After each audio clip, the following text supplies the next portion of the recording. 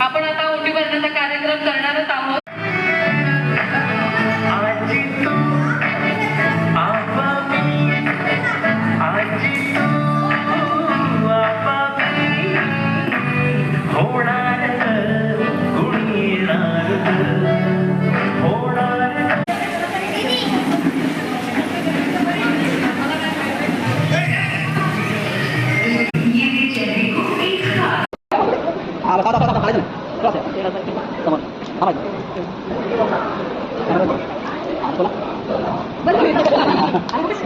छोटासा एक आपण उपनृत्य कार्यक्रम